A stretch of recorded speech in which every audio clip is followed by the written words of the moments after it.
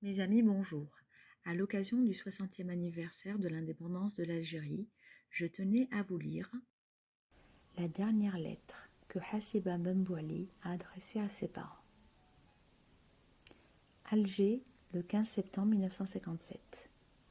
Mes très chers parents, je viens d'avoir vaguement de vos nouvelles par la mère du frère Si Abdelrazak. Il paraît que vous allez bien. Je l'espère de tout mon cœur. Voilà près de 9 mois que nous n'avons pu communiquer.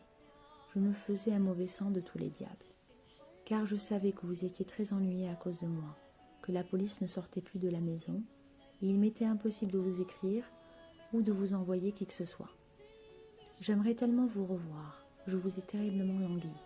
Il ne se passe pas un jour où je ne pense à vous. Presque chaque nuit, je rêve de vous. Nous avons eu des moments très difficiles, et même maintenant, ça ne marche pas comme sur des roulettes. Mais enfin, cela ne fait rien. Nous sommes pleins de bonne volonté, et des frères meurent tous les jours pour conduire leur pays à la liberté. J'ai entendu que vous aviez déménagé. Cela m'étonne. Mais enfin, c'est très possible. Je serais bien curieuse de savoir où vous habitez maintenant et comment est votre nouvelle maison. Une chose pourtant m'ennuie. Je ne peux plus vous imaginer vivre comme si je le faisais avant. Je me dis toujours, tiens, en ce moment, ils sont à table et je vous revois chacun à sa place. Lella et Tatazé est avec vous, bien sûr, car elles n'ont pas où aller, et tandis que mes deux oncles sont en dehors de l'Algérie. Au fait, avez-vous de leurs nouvelles? Vous écrivent-ils? C'est terrible comme la famille vous manque quand on est loin d'elle.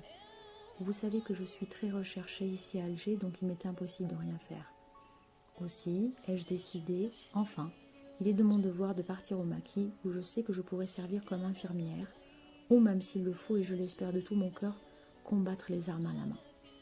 Enfin, la route sera bien sûr assez difficile pour arriver jusqu'à Maquis, mais j'espère qu'avec l'aide de Dieu, j'arriverai saine et sauve. Ne vous en faites surtout pas pour moi. Il faut penser aux petits qui vont bientôt reprendre l'école et qui, j'espère, travailleront bien. Vous ne pouvez vous imaginer combien ils me manquent. En effet, voici 1 an que je les ai vus, ils ont dû grandir. Surtout mon petit Mohamed. Est-il aussi méchant? Parle-t-il quelquefois de moi ou bien m'ont-ils oublié? Et la concierge, toujours aussi bavarde? C'est-y maintenant, je crois que je ne la reconnaîtrai peut-être pas, c'est une vraie jeune fille. J'aimerais avoir leur photo et la vôtre aussi. Ainsi, il me semblera apporter avec moi en mon cœur toute ma famille. J'aimerais beaucoup vous voir avant de partir. Je ne sais pas si je pourrai, mais sachez que je ferai mon possible, car une fois au maquis, vous n'aurez que très peu ou rarement de mes nouvelles. Bientôt, Inch'Allah, nous serons tous réunis, mais peut-être, ou si la mort nous arrache à la vie, nous nous rencontrerons chez notre Dieu. Si je meurs, vous ne devez pas me pleurer, je serai morte heureuse, je vous le certifie. Enfin, il n'en est pas question, mais on ne sait jamais, c'est si vite arrivé, surtout dans la vie que je mène. Enfin bref, tâchez de m'indiquer une adresse sûre où je pourrai vous écrire. Il le faut absolument, quant à vous, répondez-moi par la personne qui vous apportera cette lettre. Enfin, chers parents, j'espère que vous avez reçu les lettres que j'ai écrites à Tata Sekina. Je ferai tout mon possible pour vous voir avant de partir, mais je ne sais pas s'il faut beaucoup y compter. Enfin, tâchez de m'envoyer les photos que je vous demande. Je vous embrasse tous très très fort. Lella et Tata surtout qui doivent beaucoup penser à leur petite fille. Et vous, mes parents adorés, il n'est pas de mots pour vous exprimer mon affection. 1000 baisers, votre fille qui vous aime, Hassiba.